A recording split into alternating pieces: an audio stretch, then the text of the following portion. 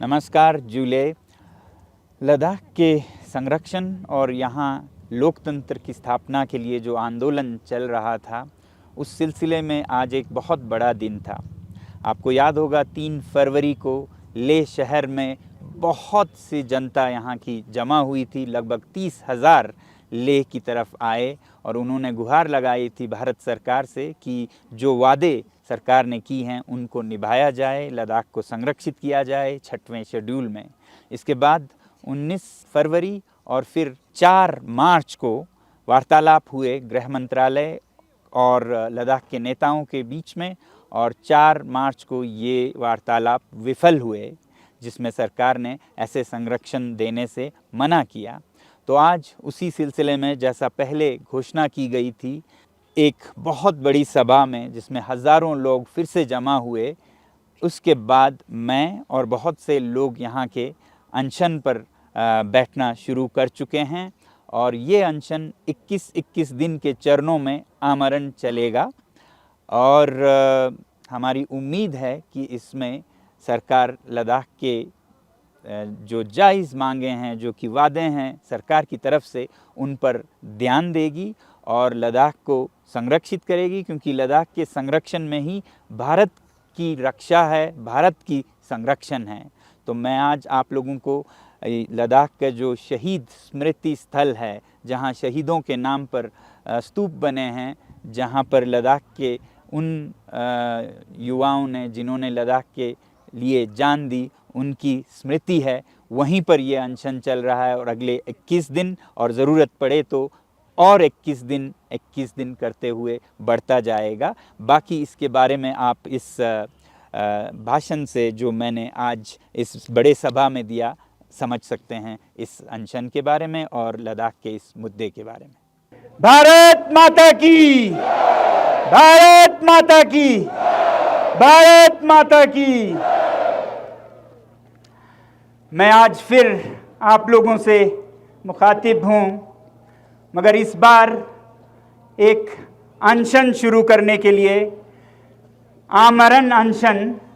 मगर जैसा अभी कहा गया, चुनाव के आने के संदर्भ में इसे हम चरणों में करेंगे, 21 दिन के चरणों में, जब तक हमारे लद्दाख की ये आवाज़ सुनी नहीं जाती, जब तक सरकार लद्दाख पर ध्यान न दे।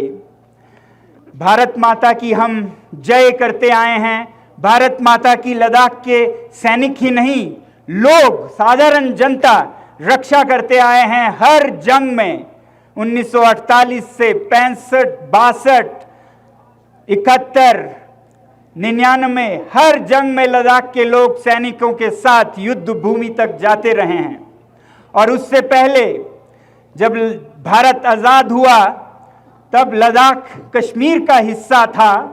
किसी ऐतिहासिक गलती के वजह से ये लद्दाख, जो कि एक स्वतंत्र राज्य था हमारे अपने राजा का, वो कश्मीर का हिस्सा बना। और फिर 1947 में लद्दाख ने गुहार लगाई कि उसे भारत माता का एक हिस्सा बनाया जाए सीधे, मगर ये नहीं सुनी गई और हम कश्मीर में ही रहे। और इस हालत से हमें आज़ाद कराया गया 2019 में।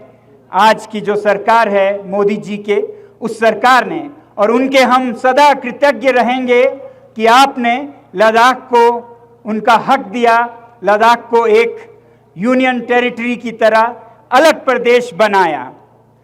मगर मोदी जी, समस्या ये है कि आपने हमें आसमान से तो बचाया, मगर खजूर पे लटकाया। और आज हम ऐसा महसूस करते हैं कि जैसे किसी अपहरणकर्ता के अपहरण से आपने हमें बचा के लाया, मगर फिर हमें बेचने पर लिए रख दिया भरी बाजार में। हमें उस अपहरण की स्थिति से निकाल कर लाए जिसके हम इतने कृतज्ञ थे, मगर हम आज खुद को और भी मुश्किल में पा रहे हैं, क्योंकि हम चौराहे पे अपने माँ बेटियों के साथ जैसे बिकने को खड़े हैं। ये जो यहाँ लद्दाख की जनता, जनजातीय जनता है, ये लद्दाख की जो संवेदनशील नाजुक पर्यावरण है, ये बिकने के लिए आज चौराहे पे है कि इस पे कोई भी आके कुछ भी कर सके। यहाँ कोई भी गुट, जो खनन के गुट हैं, औद्योगिक गुट हैं, इंडस्ट्रियल लॉबीज, माइनिंग लॉबीज, आज लद्दाख को ऐसे छोड़ा गया है कि कोई भी यहाँ खिलवाड़ करे, ये सह नहीं सकेगी। लद्दाख का पर्यावरण ऐसा औद्योगिक विनाश कहूँगा मैं तो, विकास नहीं। पूरे हिमालय में देख रहे हैं आप, हिमाचल से लेके सिक्किम तक क्या हो रहा है नतीजा ऐसे विकास और विनाश का। तो यही फिर लद्दाख में होने जा रहा है, और इस बार ऐसे कि हम कुछ कह भी नहीं सकेंगे। मैं आपको इसलिए कह रहा था कि हमें चौराहे पे खड़ा कर दिया, क्योंकि आज हम ऐसा महसूस करते हैं जैसे हमारे हाथ पैर पर सब काट के आपने खड़ा रख दिया है बिकने के लिए। वो इसलिए क्योंकि लद्दाख को जम्मू कश्मीर से निकाल के UT without legislature, without legislative assembly, यानी कि बिना लोकतंत्र का यूटी बनाया है, जिसमें कहीं कोई आवाज रखने की मंच नहीं है जनता के लिए। और इसलिए आज लोग भारत के अन्य राज्यों की तरह, अन्य नागरिकों की तरह अपना हक मांगते हैं कि कम से कम यूटी विथ लेजिस्लेटिव असेंबली, जो कि लद्दाख का हमेशा से मांग था, यूटी विदाउट लेजिस्लेटिव असेंबली नहीं था, वो दिया जाए। तो हम क्या ज्यादा मांग रहे हैं? वही मांग रहे हैं जो दिल्ली को, मुंबई को, या केरल को, या बंगाल को, पंजाब को, हरियाणा को, हर राज्य के नागरिकों को ये हक दिया है भारत माता ने। तो लद्दाख ने क्या गलती की कि उसे आप लोकतंत्र से वंचित रखेंगे, बिना हाथ पैर जबान के रखेंगे? तो एक तो लद्दाख के लोग ये चाहते हैं कि लद्दाख का प्रशासन, लद्दाख का प्रबंधन लद्दाख के लोगों के मंशा अनुसार हो, और उसका एक तरीका है असेंबली, जहां पर चुने हुए प्रतिनिधि फैसले करते हैं अपने चेयरमैन या चीफ मिनिस्टर के साथ, ना कि एक गवर्नर या लेफ्टिनेंट गवर्नर जो कहीं बाहर से आते हैं और कुछ ही साल रह के चले जाते हैं। समस्या ये नहीं है कि वो बाहर से आते हैं, समस्या ये है कि लद्दाख जैसे पर्यावरण को कोई समझ नहीं पाता है जिसने लद्दाख देखा भी ना हो, और उनके 3 साल तो इसे समझने में लग जाते हैं और फिर बाकी वापस जाने में। और ऐसे में ऐसे गलतियां कर बैठते हैं या बैठेंगे जिसका नतीजा यहाँ के जनजातीय जनता को सदियों तक भुगतना पड़ेगा। तो इसलिए लद्दाख चाहता है कि यहाँ भी चुने हुए प्रतिनिधि फैसला करे लद्दाख का, और जो यहाँ के नागरिक हैं, यहाँ जो बसते हैं और जन्मों तक बसते रहेंगे पीढ़ी दर पीढ़ी, वो कभी ऐसा नहीं करेंगे कि इस पर्यावरण को बिगाड़ के आज ही का नहीं कल की परवाह न करें, ऐसा नहीं करेंगे वो। इसलिए एक तो यूटी विद लेजिस्लेचर, दूसरा तरीका है जो कि भारत माता ने ऐसे संवेदनशील जगहों के लिए जहां पर जनजातीय लोग बसते हैं 1950 में अपने संविधान में निहित कर रखा था हमारे पूर्वजों ने, नेताओं ने उस समय के, कि ऐसे जगहों पे 6वें शेड्यूल से आप संरक्षण देंगे। तो ये जो 6वां शेड्यूल है, ये एक ऐसा प्रावधान है कि जिससे ऐसे जगहों को और यहाँ की जनता को संरक्षित रख सके। ऐसा नहीं है कि इससे यहाँ कुछ भी विकास नहीं होगा, यहाँ पर उद्योग नहीं होगा। 6वां शेड्यूल सिर्फ ये कहता है कि यहाँ पर ऑटोनमस काउंसिल्स बनेंगे जिनमें चुने हुए प्रतिनिधि अपने फैसले खुद करेंगे अपने विकास का, और उनके पास नियम बनाने की क्षमता होगी, कानून होगी, लॉ मेकिंग पावर्स। तो यही आपसे हम मांग कर रहे हैं, बल्कि मांग ही नहीं, ये आपका वादा है। जब लद्दाख यूटी बना तो आप ही ने, आपकी सरकार ने एक बार नहीं 2 बार चुनावों में, घोषणा पत्रों में लद्दाख से ये वादा किया कि ऐसा संरक्षण लद्दाख को दिया जाएगा। मैंने पहले भी दिखाया है, आज फिर दिखाऊंगा कि 2019 में जब ये संसद के चुनाव हो रहे थे, आपने पहले 3 बिंदुओं में लद्दाख को 6वें शेड्यूल में संरक्षित रखने का वादा किया था।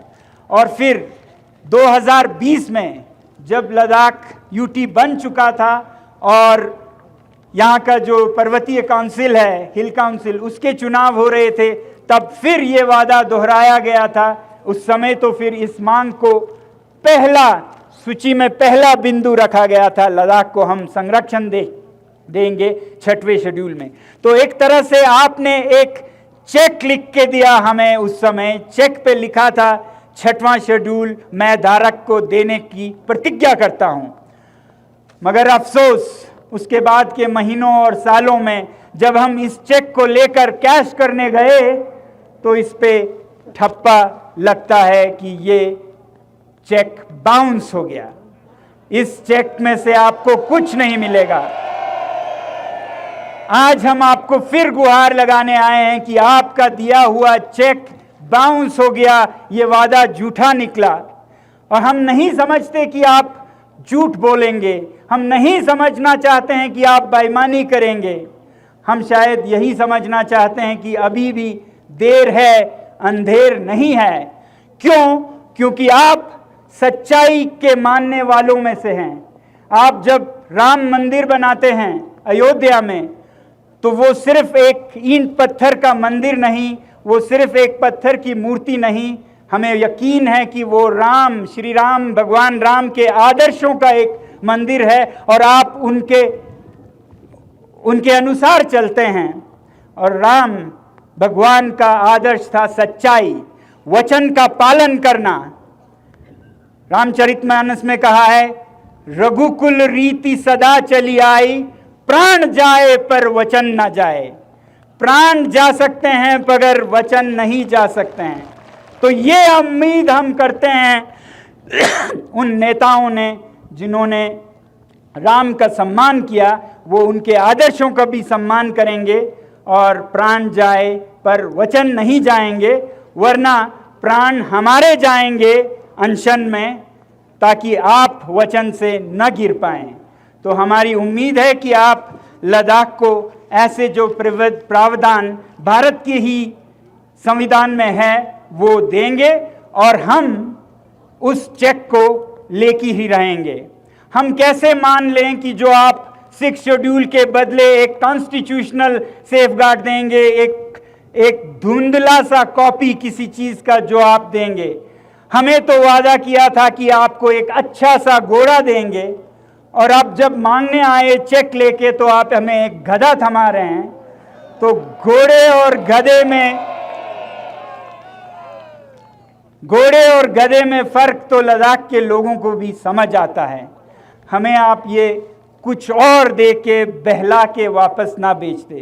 तो हम मांग करते हैं कि आप हमें जो चेक पे लिखा है वही देंगे। हमें उम्मीद है कि आप भी अपने बच्चों को यही सिखाते होंगे कि हक मांगना आना चाहिए। जो वादा किया है उसका निभाने का भी हमें विवश करना आना चाहिए। और ऐसा विवश करने के लिए हम किसी और पे कोई जुल्म, कोई तकलीफ नहीं डालेंगे, हम खुद पे तकलीफ डालेंगे। आज से हम ये अनशन शुरू कर रहे हैं 21 दिन के, जब तक हमारी ये उम्मीदें पूरी ना हो, जब तक आप सच्चाई पर खरा ना उतरे। तो ये हमारी उम्मीद है आपसे 6 शेड्यूल के प्रति। क्यों ये ज़रूरी है लद्दाख के लोगों के लिए? लद्दाख के लोग आज पिसे जा रहे हैं। उनका ज़मीन जो कि बहुत कम उपजाऊ है, क्षेत्रफल बहुत है मगर बहुत कम जनसंख्या यहाँ पनप पाती है। 3 लाख क्षेत्रफल में ये बहुत से राज्यों से भी बड़ा है।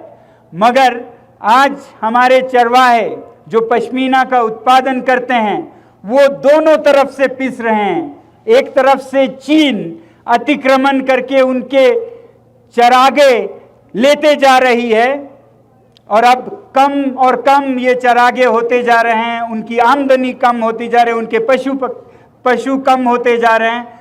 अब दूसरी तरफ से भारत की तरफ से भी ये जो औद्योगिक गुट है, इंडस्ट्रियल लॉबीज, उनको ये जमीनें दी जा रही हैं, तो कहां जाएंगे यहां के ये चरवाहे?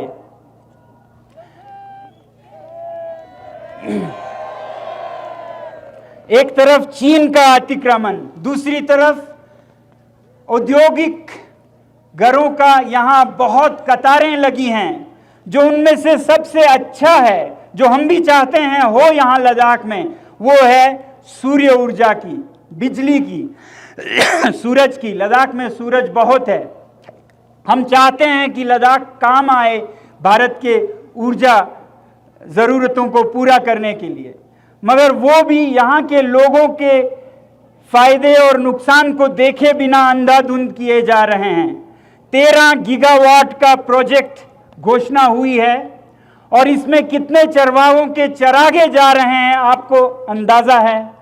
अगर यहाँ के लोगों पे छोड़ते आप, अगर 6 शेड्यूल के अनुसार चांगपा समुदाय के लोगों पे छोड़ते, तो वो सदा के रीति की तरह शायद पहाड़ों पे वो सोलर पैनल्स को लगाते, या ऐसे और मैदानों पे जहां चरागे नहीं हैं जैसे सिरचू, वहां कम से कम नुकसान होगा, मगर वहां ना लगा के अभी ये पांग में लगा रहे हैं जहां पर सबसे अच्छे चरागे कुर्बान हो जाएंगे।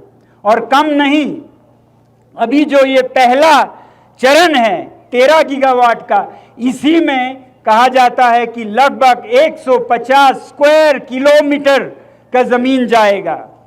150 स्क्वायर किलोमीटर, आपको समझ आ रहा है?